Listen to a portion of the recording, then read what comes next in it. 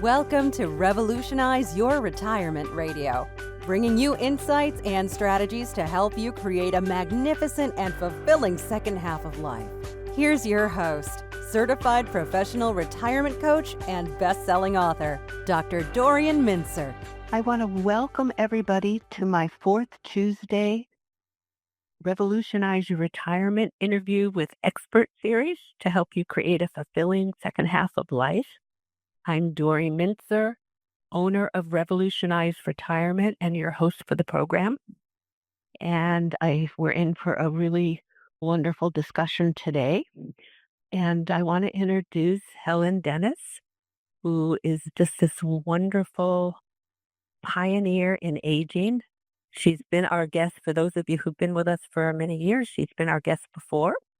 So let me tell you a little about Helen, and then we'll get going in our discussion. She does have some slides, and since not everybody has access to the slides during this live interview, she'll describe the slides as she goes along too. So Helen Dennis is the nationally recognized leader in aging and new retirement. She received numerous awards for her university teaching at the University of Southern California Davis School of Gerontology, and for her contributions to the field of aging, the community, and literary arts. As one of the nation's leading experts on preparing for the non-economic aspects of retirement, she's worked with over 25,000 employees at corporations and universities that do just that. Some of her other work engagements have focused on employment opportunities for older adults. She's been expert witness work on large class action, age discrimination cases, and much more.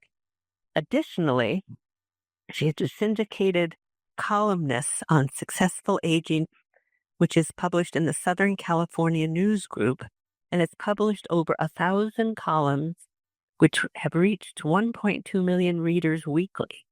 She's co-founder of Renewment and co-author of the Los Angeles Times bestseller Project Renewment, the first retirement model for career women, and has been recognized by PBS Next Avenue as one of the 50 influencers in aging. And Ellen is just a wonderful person. I think we met at, probably the first Positive Aging Conference, and have connected at a number of conferences over the years until the pandemic hit, and I think I've seen you in person since then. But I'm just delighted to call you a friend and a colleague, and delighted to have you here with us today. So why don't we just start with, how did Renewment get started and why? And I think that's part of your slides. So I want you to use your slides, and I'll just talk, and we'll have conversation as we go along with that. How's that sound? That sounds perfect, Dory, and thank you so much, and good morning or good afternoon, wherever you are. I'm in Southern California, so it's still morning here. To be with all of you. Okay, so we're going to talk about a model for career women, but I need to add the issues we're going to talk about also are relevant to men, but from my experience, often men and women talk about these issues a little differently. But the issues are relevant to men and women. So let us begin. So this all began in 1999 with a telephone call. And the telephone call was from a good colleague and friend, Bernice Bratter. And she calls me, and she said, and she had just retired from her second executive director position and is also a marriage and family counselor. And she said, Helen, is there anything done for career women who have been passionate about their work, where work really is so meaningful to them? Is there anything about how they move into this thing called retirement? I said, Bernice, we are not on anyone's radar screen. I said, I don't think there's anything there. So Bernice says, why don't you and I get together and see if we have anything to discuss? And we had a 4-hour lunch. So then Bernice says, why don't you invite some like-minded women? I'll do the same, and we'll have dinner. And that was a 4-hour dinner. And we subsequently have been meeting, if you will, for 25 years. And that's part of the story.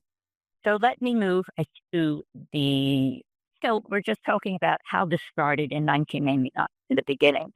And so what really what morphed into these small conversation groups to talk about a topic that mattered. But let me talk about the word renewment for a moment. So our first meeting, we got together 12 women at Bernice's home. None of us were comfortable with the word retirement. So we made up a word. We said, how about renewment, which is a cross between retirement and renewal with an emphasis on the renewal piece.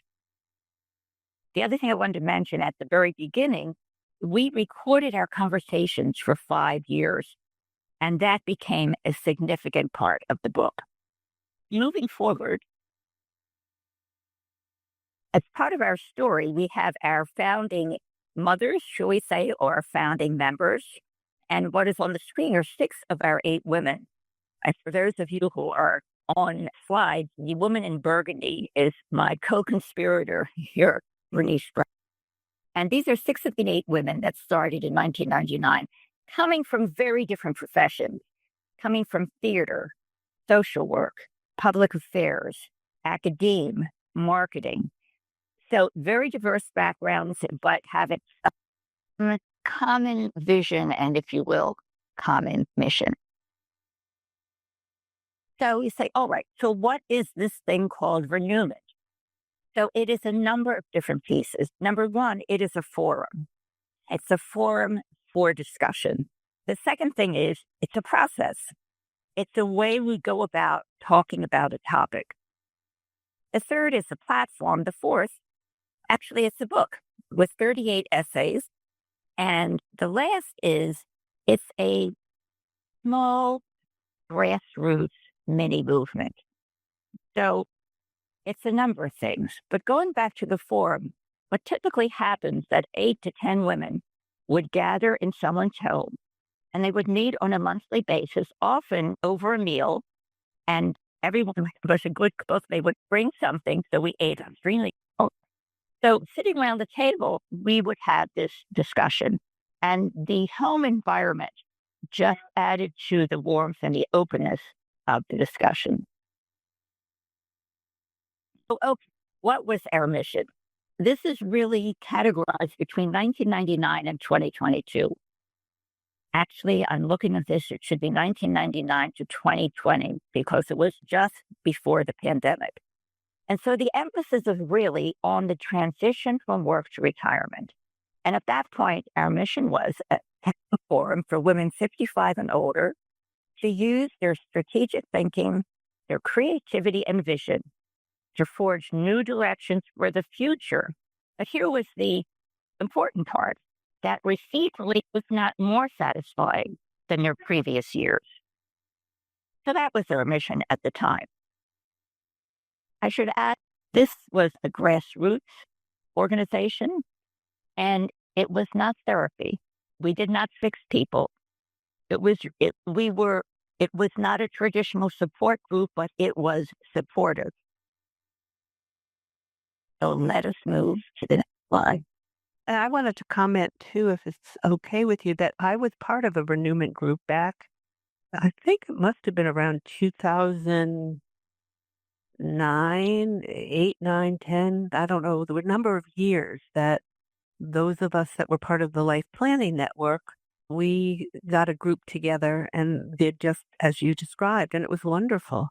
And we met for a number of years using the book, as you're describing, and talking about those topics and rotating where we met. And generally what we did is whoever hosted the discussion had some nibblies and food for the group. And it was just so rich and nurturing and have the book. I just remember that we would use the chapters and use the books and then go into depth about it. So I just wanted to offer that I'm a recipient of your wonderful book and work.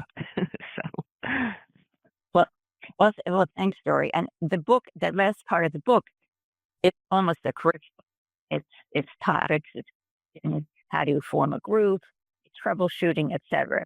So the intention was that women could go on their own. Bernice and I were very clear. We did not want to go through the country seeding renewment groups. You wanted to say, here's your and go. And you will own your group. You don't have to. We'd like to know what you're doing, but we will not own what you're doing. We'd like you to take ownership. And a good question is, so what? Why in 1999 and all the way up to 2024? Why has this continued? There are a couple of reasons. One is just sheer demography. There's just more and more women who have had careers who are retiring. The other is that we are really the first and the largest generation of women to define ourselves by our work, and other people define us by our work. But I think the most important piece is that there were no role models. The role models essentially were male, and they were financially based. So any of the public role models, at least I couldn't relate to. There was Mary Kay, who drove the pink Cadillac. I can't really relate to Mary Kay. And there was Madeline Albright, who I'd like to relate to, but she's a little bit out of my league. So we didn't really have role models on how to do this because there weren't that many career women who were making this transition. Betty Friedan, 60s, Feminine Mystique. In her book, you might remember in a very early chapter, she asked, I forget what the question was to these women, but their response was, is this all there is in this later life phase? And we are suggesting that renewment is, in a sense, the maturing of the women's movement, because the women are asking the same question. After a very enriched life of a career and family and community, the question is, with 20 years, maybe 30 years ahead, is this all there is? So the influence of Betty Friedan continues. So let's talk about the women. Most of the women are from the baby boom generation between 46 and 64, although founded by the silent generation, who no longer is silent. The growth is really, I think, part of a demographic phenomenon. We figured out about 1 in 4, there are about 40 million women who are boomers. About 1 in 4 graduated college, and about a third we found would have some management or professional position. And one of the things we know, and it's a generality about the boomer generation, is that they want to move from success to significance after have, quote, doing it all matter. Significance becomes a major factor in how they're looking at life. I want to add, all of this happened without marketing. We never really intended to grow. We just wanted to have this conversation. And this is on the west side of Los Angeles. A few women found out about our meeting. I said, can we join your group? As many one group process, it's really hard to join in the middle of a group. So he said, we'll help you start a group. Then another, can we join your group? He said, we'll help you start a group. And we'll help you start a group. Over a period of 20 years, 35 to 40 renewment groups grew virally throughout the country. And some of them had their own names. There was a group here in Powder 30, so the living room group, because they met in someone's living room group. And I don't know if this is yours, Dory, but then there was the Yaya group, and Yaya is the word for grandmother. They said, Grace, you can be. And some called them the renewment group, and then there was a group in Florida that called themselves the Labor Day group. Why? They met on the day of Labor Day. The first meeting, they became the Labor Day group. So we said, you can be the renewment group, whatever works, but we encourage you to continue with these meaningful conversations. So we were a renewment group. Yeah, and the group I was in, we called ourselves the renewment group. The group I was in, we weren't very creative. Most of them called this creativity is encouraged. So that's what the character in. And the slide that I'm showing is the women. There were about 4 women who participated, and it was somewhat short-lived, but while it was 5, it was wonderful. And for those of you that have the slides, you might recognize Margaret Allen on the far right, who was a co-founder of Pass It On Network, and she was our link. This was really a wonderful experience. I had a friend translate some things in French for me. I practiced my best French for 2 lines. Kathy, I was sitting on the patio in the bright sunshine for a wonderful lunch with a glass of wine overlooking the Eiffel Tower was a wonderful. Can't get better than that, huh? It did not get better.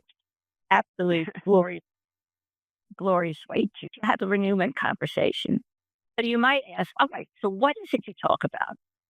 We talked about this retirement decision. How do you really know when it's time? So certainly finances is a keystone, but there are other indicators. And what we found is women talked about what were the little signs. For example, are you still receiving notices and invitations to go to the retreat? Has your cubicle been moved next to the restroom? Are you included in meetings and memos? And then on the other hand, do you really just love the work that you're doing? It's meaningful to you. Or this change of management or the commute, is it just too much? So what are the signs that tell you maybe it's time just to think about that exit? And it's a very big decision. So we talk about that retirement decision. We also talked about identity. And again, this emphasis was that transition from a meaningful work experience to retirement. So who am I without my business card? Wait a minute. My business card, this says who I am in a good part of my life. And people recognize me by this card. And so what happens when I'm at a party and they say, so tell me, Betty, so what is it that you're doing? How do we even talk about ourselves when we are no longer in our professional role?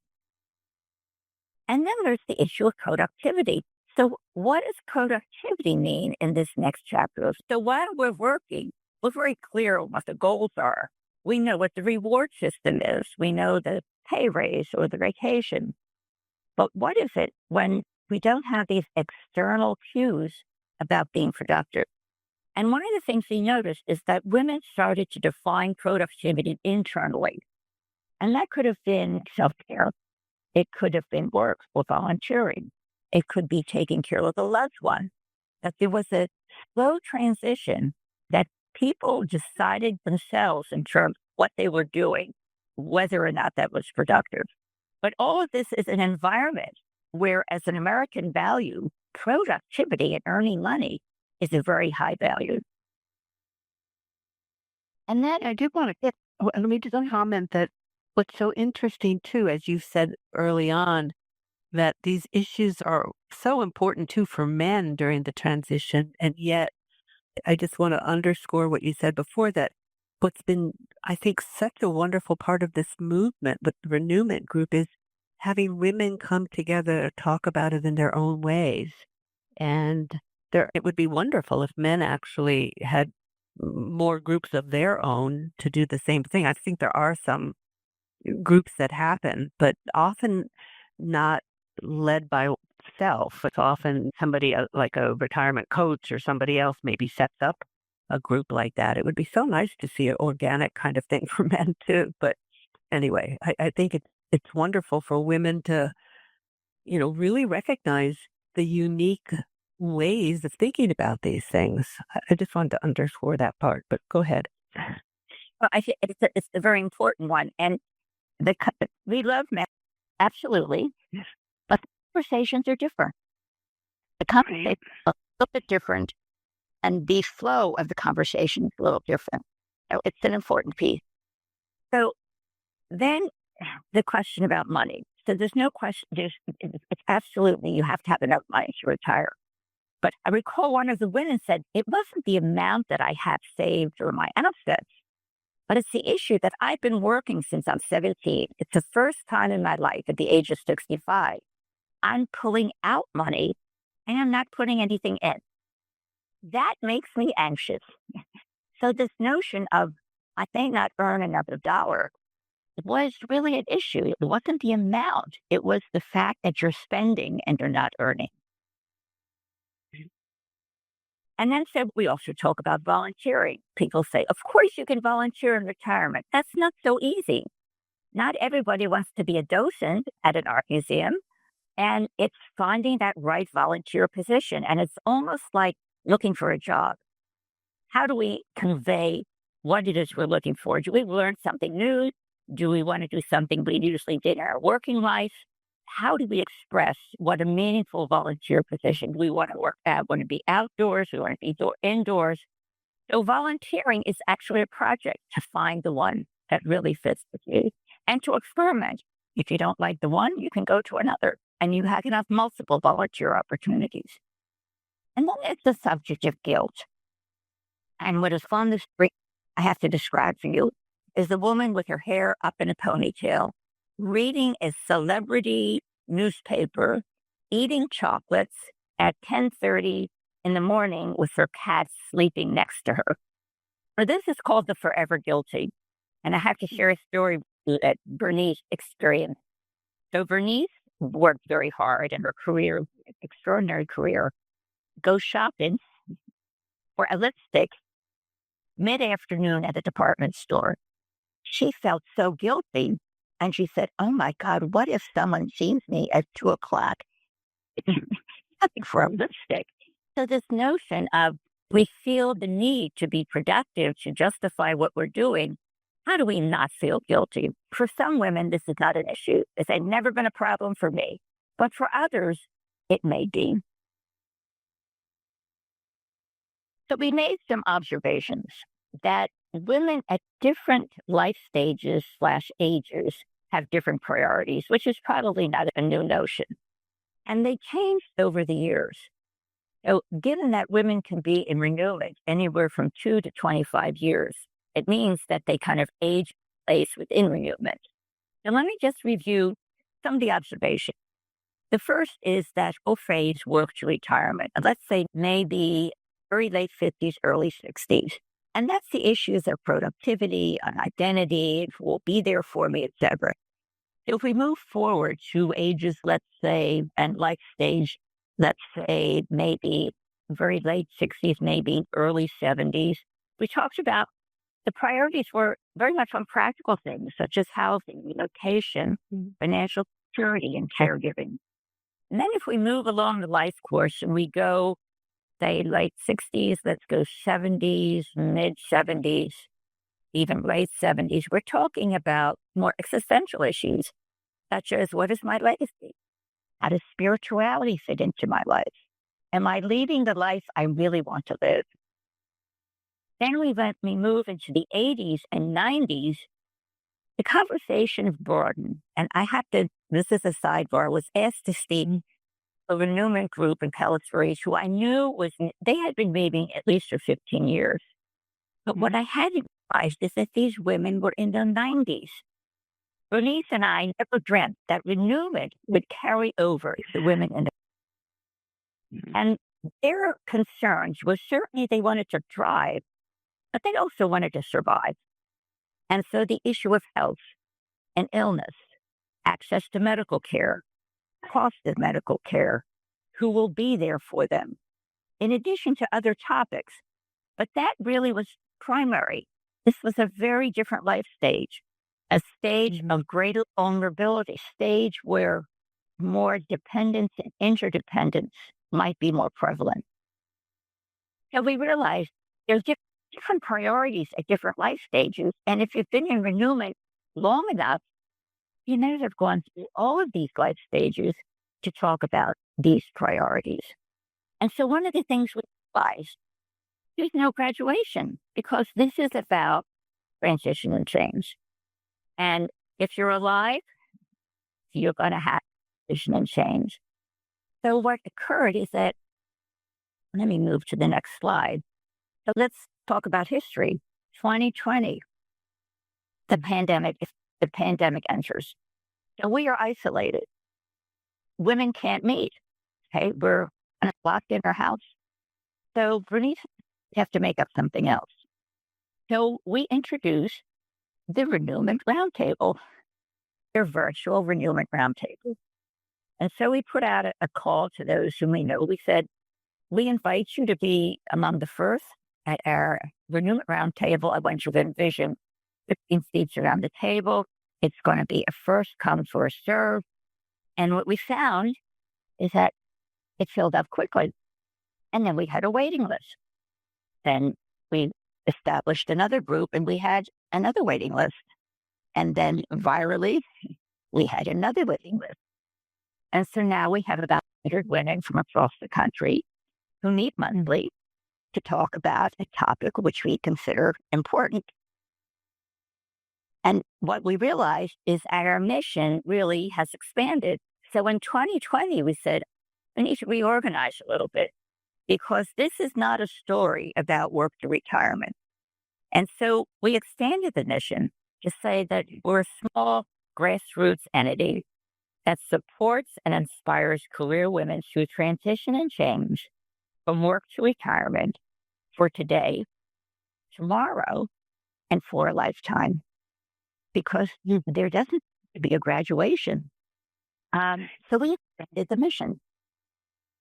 So I have a question. If it's okay to ask. So when put out these flyers to people who were in renewment groups or knew about them, and it was first come, first served sort of thing, were there some intergenerational, in a sense, of people you had the different life stages and the kind of issues? Was there a combination, or did people coalesce around same age issues? I know the group I was in, we were all at the same stage of life. And I'm in another group, not a renewment group. We're like the people that are in their 90s now. We're all late 70s, 80s, 90s predominantly. And we've gone through these stages. So we're talking about end of life stuff now. But with the newer ones, the virtual roundtables, did they tend to be different ages and stages or pretty homogeneous? So we didn't even send out flyers. I think of strictly word of mouth. And and this is where it's different. It attracted women who were retired. So 80% to 85% of our virtual group women, they're not virtual women, but the virtual group are retired, and 10 to 15% continue will work part-time, moving toward retirement. So this is a different cohort. Yeah. This is a different cohort. And did I answer your question? And it exactly of years of retirement. It was newly retired, 5 years of retirement. And so the diversity was within that retirement framework as to where they were, of course, brought up intergenerational because that's something that we'd like to include in the future. But what is on the screen is something that all of you are part of, which is you're in a box and people in a box, and you meet people as they are in a box. But one of the things that surprised us is that women connected on a very deep level, even though it was virtual. We did not anticipate that. We thought this would be a much more distant kind of discussion, but it was not. And in fact, the women said, this is such a unique space for us that we can talk about things that we really don't talk about on the pickleball course. We don't talk about it in our book group or in our other group. So it was really a very valued space that they all expressed. And so what typically would happen, and this was what's on the screen, is 2022, we would announce a topic, and then we'd have some trigger questions. And in 2022, we'd say, how do you see yourself in this year? What did you like to retain for 2022? Do you think or believe or act differently? Let's talk about family, relationships, etc. But we would have trigger questions and a topic. Our topics changed a little bit in our virtual group with most of the women retired. We talked about resilience. We talked about the importance of relationships at this life stage, how we form new ones, how we get out of ones, and what happens when relationships disappear, either through moving or deaths or limitations. We talked about self-care and that importance. We talked about adjusting to this life stage. And relocation was really important. As I noticed, relocation is mentioned twice on your screen. I think we must have felt that was very important. But the notion of relocation depending on various circumstances. So the topics changed a little bit. And what's on the screen is a woman with two weights in her arms. We talked about health and fitness, how important strength is, how important flexibility is, and balance, and becomes increasingly important as you go through the life stages. We talked about cognition. On the screen is the woman who was looking for her cards. It's more of a line drawing. And the title is, I lost my keys and oh my, I've lost my car. You said that's very different. If you lose your keys and you lose your car, that's a different cognitive process. And we have on the screen a woman in a traditional yoga position with a very peaceful look on her face. And that topic was spirituality. How does spirituality fit into our lives, particularly in later life? How do we express it? How is it relevant? How do we define it? How important is it?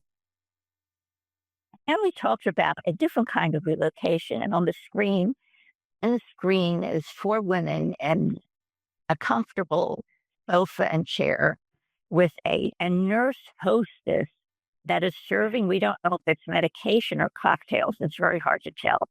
And the sign said, Phi Beta Yappa sorority. So the woman said, we don't want a nursing home. We want a sorority house. And not only that, we will combine all of our resources. And instead of having a cook, we'll have a chef. Instead of using Uber, we will have a chauffeur. We will have wine or tea mid-afternoon with a string quartet.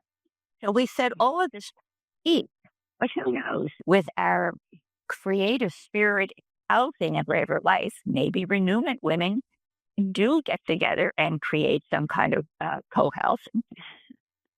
I love that. I love the picture of it too. And then that concept of, yeah, and there are so many creative alternatives. Go ahead. Yeah, this is wonderful. They are, but I guess all of the women are they beautifully dressed and so happy with their faces are very happy. We had a wonderful illustrator.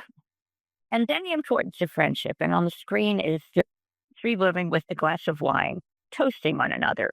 And it's called With a Little Help from My Friends. And the whole topic of friendship in later life, how important that is. And I can say one of the things women really cherish, and it was not, and I'll talk about unintended outcomes, was the relationships. We never intended Renewing to make a new best friend. But when there was so much in common in terms of values, friendships occurred. So what are some updates? One update is we now have a working collaborative relationship with the University of Southern California, and particularly its Emeritus Center. And what I'm going to read to you, we could not pay for this promotion. This was a statement made by the University of Southern California President Foltz, at a retirement holiday breakfast. And I will read, although we typically don't read what's on the slide, I want to read it to you. The Emeritus Center really helped us grow. One example is how you recently launched the USC Women's Renewment Group.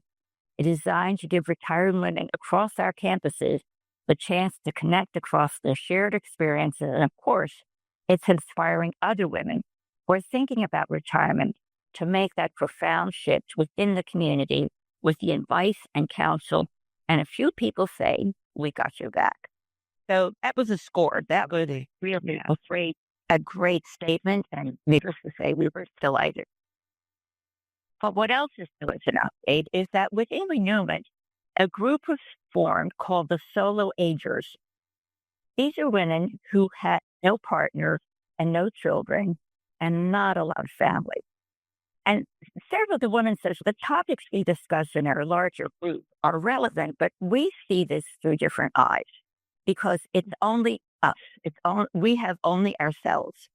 And we ask the question, who will be there for us? Where are our relationships? Where is that interdependence? And so they have formed a separate group, which is growing. And they meet monthly, once in person and once virtual. And they are looking for friendships and connections and community. So we have been meeting for 25 years, which is almost surprising to us. And I've had women from all disciplines, from academia, theater, psychology, social work, business owners, entrepreneurs, attorneys, landscape architects, teachers. So the professions vary, the disciplines vary. Let's go to the next slide. And let me move that. Yes, and the disciplines vary. So one of the questions we haven't answered is, how do we mark 25 years? What should that look like? Should that be an event, a virtual event, an in-person event for all people who have ever been part of Renewment? So we haven't, it's a very big question with a lot of work, so we haven't quite addressed that yet. But let me go to another topic about men. We talked about that a little bit. What about, here's an interesting story. So on the slide are Bernice and yours truly and two men, Ron Drescher, who is an advertising executive. We worked with Fortune 500 companies, and Brian Harris, who was on the faculty at business school at URC and is a marketing, packaging, international guru entrepreneur. So these two men who love their work are on the bike path in Redondo Beach, talking about how much they love their work and, oh, what are we going to do with ourselves in this next chapter? So they formed something called the Life Transition Group. So if we had to have a sibling, they would be our sibling. They have been meeting for 16 years. They are more, when I say organized, they know exactly what they're going to do for the entire year. They have a topic every month. If they're going to have a speaker, it's all organized. We are a little bit more, we're organized, but we're a little more organic. In years, they have invited us to join them. And so every year, 8 of their men and 8 of our Renewment women get together around a table to talk about a topic of interest. And whether it's friendship, whether it's goal setting, whether it is ageism, it is fascinating to have mixed gender discussion. And so I always listen to, are there really gender differences? We really had more in common, I think, because we have similar vision and similar successful backgrounds. But one thing I recall, one of the men, I think we talked about friendships, and one of the men said, how do you women do this? How is it that you have all of these friends and all of these networks? That led into a discussion, is there really a difference? We listen to their differences, but they're very rich discussions. It is actually a love fest. They think we're fabulous. We think they're perfect. And typically, I usually write a column about our joint session because it's interesting, it's revealing, it's very different. So you can say that's all well and good. What have we learned? What have we learned in this life stage? We learned that both face-to-face and video conferencing work. They work. People do connect in meaningful ways. We learned that women are all open to new ideas, to test experiences, and to test ideas. And one of the unintended consequences is that we had built small, enduring communities of women that have lasted anywhere from 2 to 25 years. We also didn't realize we would make new best friends that last for years and decades.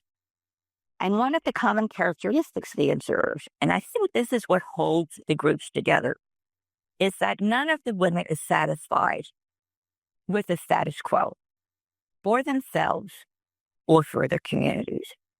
And one thing we know, I know it happens with men, but we know when women get together with a shared goal, objective vision, something powerful happens. And that happens with its unit.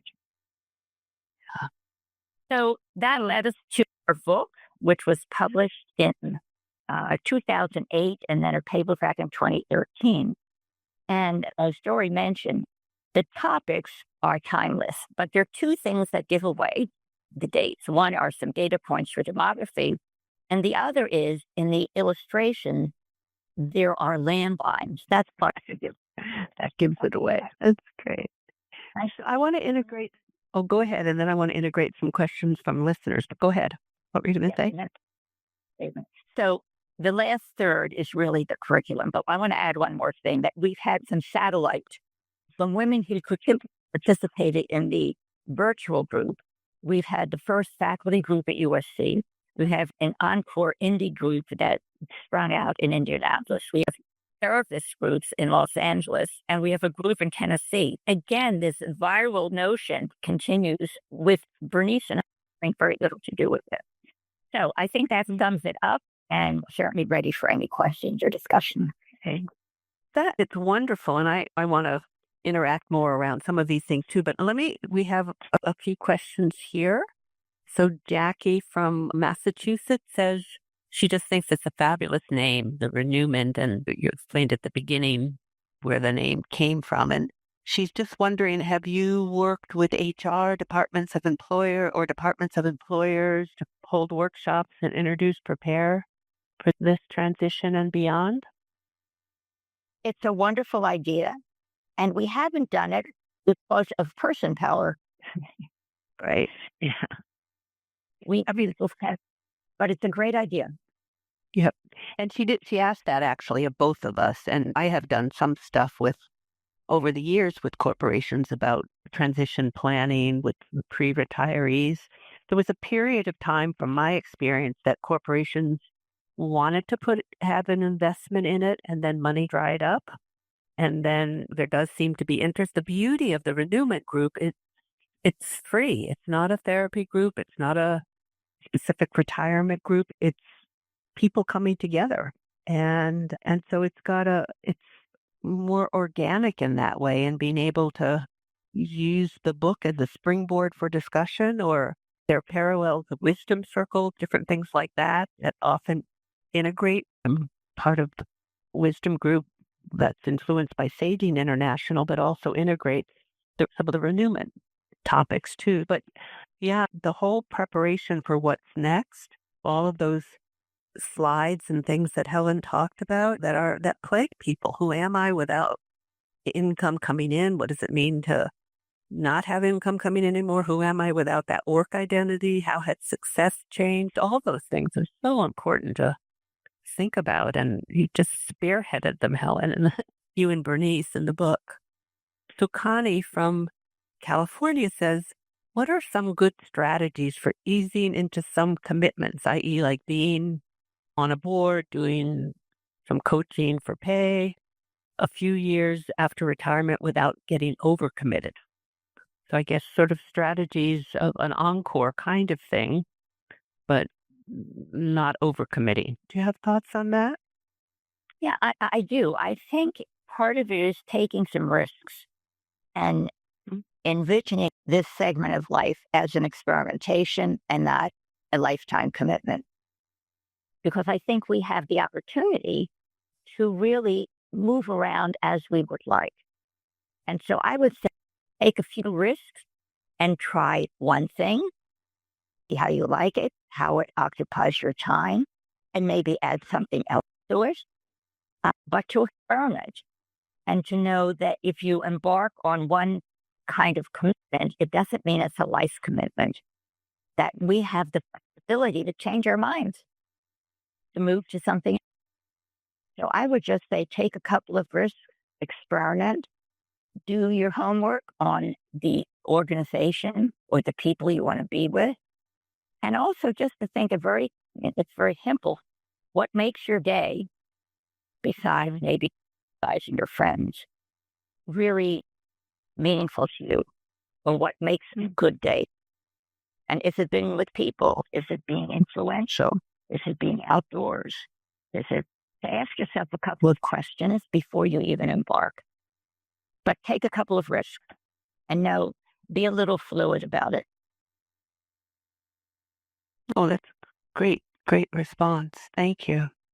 So Joan has actually two sets of questions. Joan from Washington, D.C. First set is, how do you rate the success for Renewment? 10 years later, has the roundtable model helped women? And if so, how? And she also says, I love the idea as I'm on the verge of retirement and I'm lost. And her next question is, how can you form a roundtable? Where do you get the women to join? I'm just going to say both of these are from Joan, and maybe you can respond to both. Go ahead. Take the second one first. How to get people. It's people that you know. In a book group, you're in a faith-based congregation, you have an alumni group. You invite people.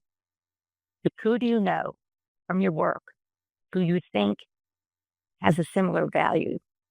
So it's really, and then a friend has a friend. They said, oh, gee, I have a friend who would be interested. Can they join? So again, it's a viral invitation, but it's who do you know, and look at your own networks and invite. Now, tell me what the first part was. The first part was, how do you rate the success for Renewment? And then specifically 10 years since the roundtable model, how has it helped women? You did comment that both the virtual and in person help people. So I think she'd just expand on that if you would. And if so, how has it helped people? And she also says she loves the idea of it, but just, I guess, go into a little more depth if you would. So I think you're looking about impact. What difference does it make? Yeah, So exactly. we just actually, we haven't put the data together. We just did a survey of our virtual Renewment women because we don't really know about how many groups are out there. We know about 40, but there could be more. So and one of the questions we're saying is, what difference has Renewment made in your life, in your decisions, et cetera? So I can only tell you now anecdotally, it does a number of things. It affirms what people are doing, but it also supports change. For example, this brigade, but that's through just informal feedback. We have a woman who was an executive director of a nonprofit who turned to be a very accomplished photographer. We have a woman who was a social worker who took acting classes and was performing in theater in Santa Monica.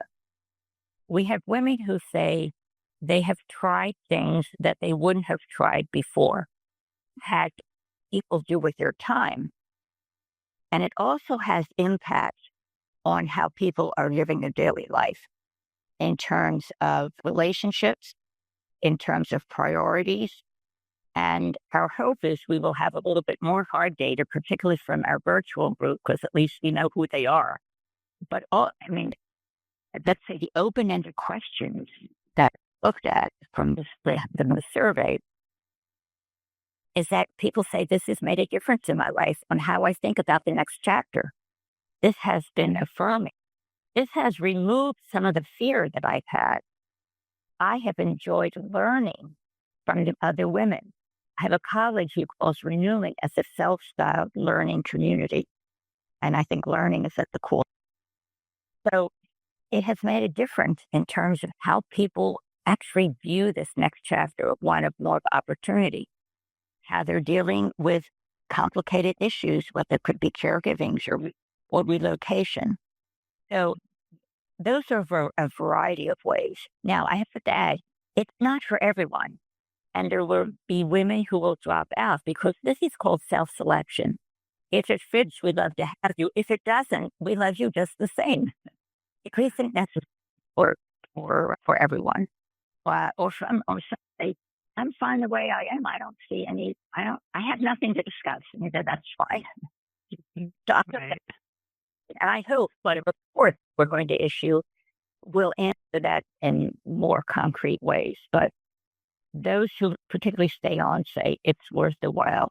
And I love learning from other women's experiences that I can incorporate into my own life. Wendy asks, how do we find out if there are groups in our area? She said she couldn't find this information on the Renewment website. You commented that you don't know so much about groups, but it may relate to your comment about Start Your Own. Is there a way to find out? The way to find out is to ask me or Bernice. But here's an problem. We know the groups around, but they have been meeting for a lot of years. And they said, I don't know if we're not open. I hate to say it. So some groups are not open, but what we would encourage you is to start your own group. And if you can, in person. The virtual is great, but in person is still the best. Virtual work can incorporate a larger geographic area. But if you tell me where you live, we know of a number of groups, but even if we know some, they're not open, which is good. Right. And So why don't you, I do have another question to ask you too from a listener, but why don't you, if you would, let people know how to reach you and about the website? So you can look at our website for information, which is renewment.org, and you can contact us through that. Or you also can just contact me by email, which is Helen Den, HelenDenn, @gmail.com.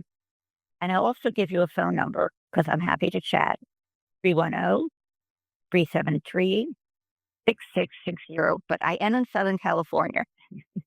Yes, so keep that in mind. Right. Great. I wanted to go ahead. Yeah. I'm saying we're open to invite and encourage other women. That's great. And I was just thinking before I asked this other question from one of the listeners, there's such important work. I was trained way back 50 years ago in group as part of the group process. And groups are so powerful. So many of the things you talked about with the Renewment groups, so many different kinds, getting people together where you talk and learn with each other and share and know you're not alone at different times of transitions is just so helpful. But as you say, it's not for everybody. But more than not, my experience over the years, since I've been involved in different life stage transitions, including this retirement one and end of life and all that, it's so important to know we're not alone. Whether you be a solo ager or are in a relationship, same sex, heterosexual, whatever, being with people somewhat like-minded, sometimes different-minded, just learning with each other just helps us feel like we're all just complicated human beings who are struggling with living our best life. We're dealing with the adversity that we all have to deal with. I just want to plug in a little thing about how important I think groups can be for people. Dory, that's so important. We live in a very fragmented society, and we have to create our communities. Exactly. But yeah, they don't always form naturally for a host of reasons. So we have to be a little bit more intentional, and I think that's part of it. But yeah, importance is great. Yeah, really important. Janice from Oak Park she says, I like your description of renewment for retirement. She says that her terms for the process are transforming retirement and rewirement. But these words are talking about the same issues as you are. And she says, after surveying about 125 individuals, women and men, between the ages of 55 and 96, I found that their need to find purpose was the key. How does this fit into your model? Absolutely key. And purpose is a very significant topic. It's a major discussion point. And it doesn't always come out as purpose. It comes out in meaningful activities. So sometimes the word purpose is fundamental, but it can be expressed in a number of different ways. How can I explain that? If we're talking about, do I want to return to work or not? Purpose is involved in that. If it's about how to find meaningful other activities, purpose is implicit. So purpose is in so many of the topics. So it's a very important piece. It's a very important piece. The reason to get up in the morning. Yeah. A reason to get up in the morning and purpose. And you say, and Richard Leider always says, who's done so much on purpose with a big P, but it can be purpose with a little p. It could be a whole variety of things. Yeah, I wanted to pick up on what you had said about forming a group. Start with people. You could, if you're in a book group, get the book Project Renewment. And sometimes book groups can take, if it's a group of people and you like working on books together, you can each month read a different chapter or focus on a different issue or pick what the issue is from the book. I know a while ago I had interviewed Connie Fleig on her book, The Inner Work of Age, and many groups developed from that interview and from other things she's done too. And I know I was part of a book group focusing on that. I think we ended up taking 2.5 years just on that one book, talking together. And now there's another book that and there've been other books people have dealt with. It could be even starting in that way and let it evolve from that. Yeah, and you can have a community within a community. So our village is starting a renewment group, a village-sponsored renewment group.